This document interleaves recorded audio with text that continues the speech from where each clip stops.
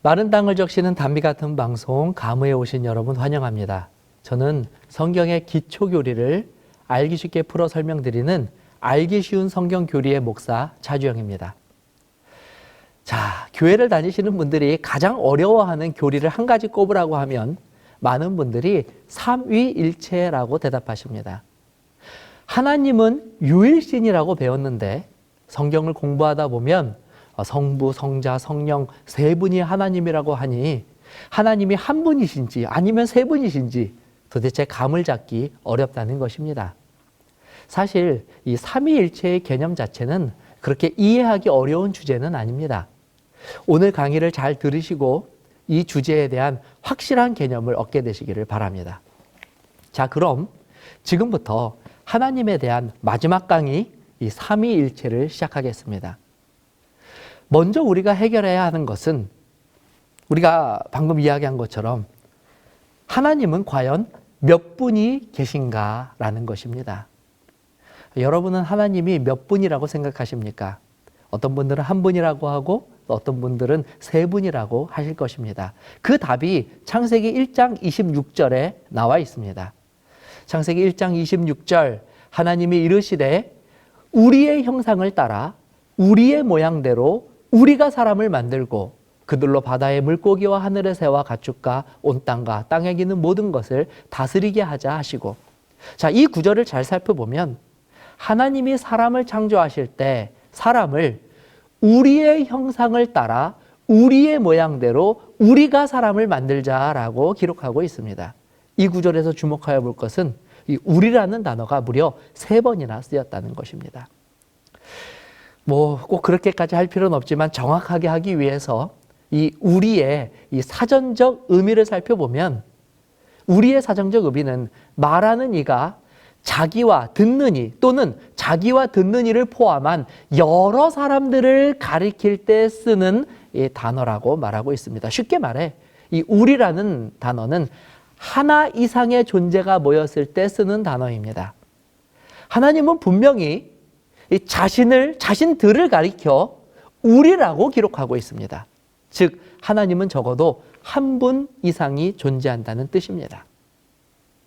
사실 이 구절에서 이 우리라는 단어 말고도 하나님이 한 분 이상이라는 뜻을 주는 또 다른 단서가 있는데 그 단서는 바로 이 하나님이라는 단어입니다.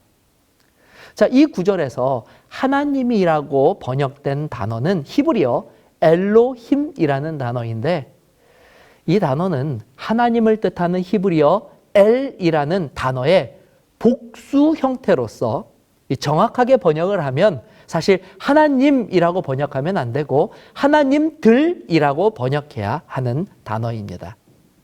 제가 한번 이 구절을 정확하게 번역하면 하나님이 이르시되가 아니라 하나님들이 이르시되라고 원어적으로 그 의미를 정확하게 살려서 번역할 수 있는 것입니다.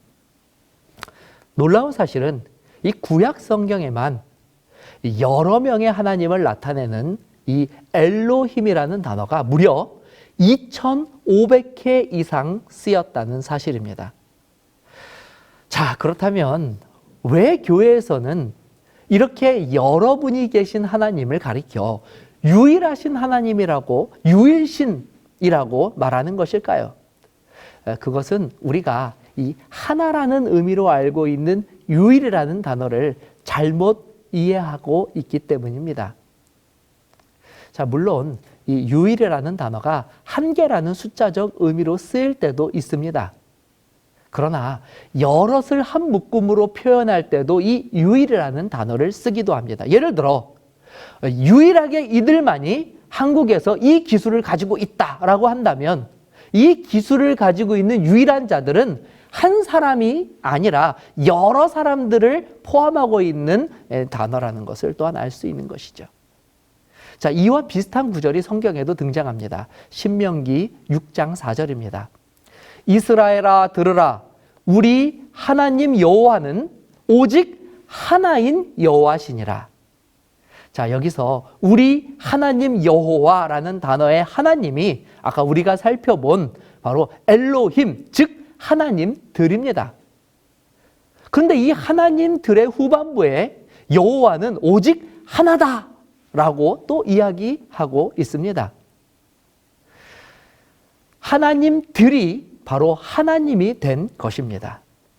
이것은 이 로봇 만화에서처럼 하나님이 필요에 따라 어느 때는 이 분리되어서 여럿으로 존재하다가 또 어떤 일에 있어서는 합체가 되어서 한 존재로 이렇게 나타나는 그런 것을 의미하는 것이 아닙니다. 하나님께서 하나님들로 존재하시지만 그들이 하나님이 하나라고 이야기하는 것은 뜻과 목적에 있어서 완벽한 일치를 보이실 때에 쓰이는 이 하나라는 단어입니다. 예를 들어서 여럿이 모여서 자, 오늘부터 우리는 하나야 라고 말할 때 그것이 하나, 숫자 1을 말하는 것이 아니라 한 뜻과 목적으로 모여져 있는 일치를 뜻할 때에 하나를 뜻하는 것과 같은 것이죠. 조금 더 쉬운 예를 들어드리면 마치 월드컵 경기가 열리면 온 국민이 하나가 되어 축구를 응원하는 것처럼 말입니다.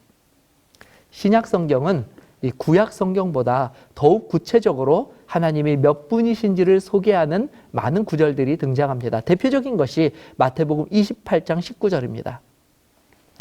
그러므로 너희는 가서 모든 민족을 제자로 삼아 아버지와 아들과 성령의 이름으로 침례를 베풀고.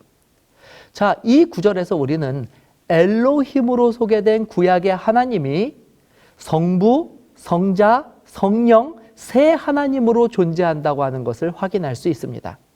그래서 이 모든 성경의 기록을 종합하여서 우리는 하나님은 세 분이 계시며 이 세 분 외에는 어떤 존재도 신이 될 수 없기 때문에 이 세 분이 유일하신 하나님이시며 특히 인류를 구원하시는 일에 있어서 성부, 성자, 성령 하나님께서 동일한 목적과 뜻을 가지고 하나로 존재하시기 때문에 또한 하나이신 하나님이라고 말할 수 있는 것입니다.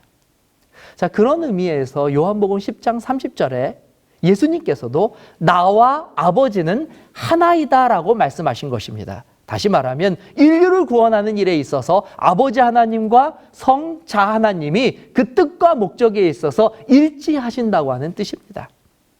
자, 정리하면 이 삼위일체란 하나님은 성부, 성자, 성령 세 하나님이 계시고 오직 이 세 분만이 유일하게 성경이 말하는 세상을 창조하신 하나님들이시며 또 인류를 구원하시기 위하여 한 뜻을 가지고 일체의 정신으로 일하시는 분들이라는 것입니다. 자, 이렇게 해서 4강에 걸쳐 하나님이라는 주제로 가장 기초적인 성경의 교리들을 배워보았습니다. 자, 다음 시간에는 오늘 우리가 다룬 성부, 성자, 성령 하나님에 대해서 이제는 한 분 한 분 깊이 있게 다뤄보는 시간을 갖도록 하겠습니다. 다음 시간까지 안녕히 계시기를 바랍니다. 감사합니다.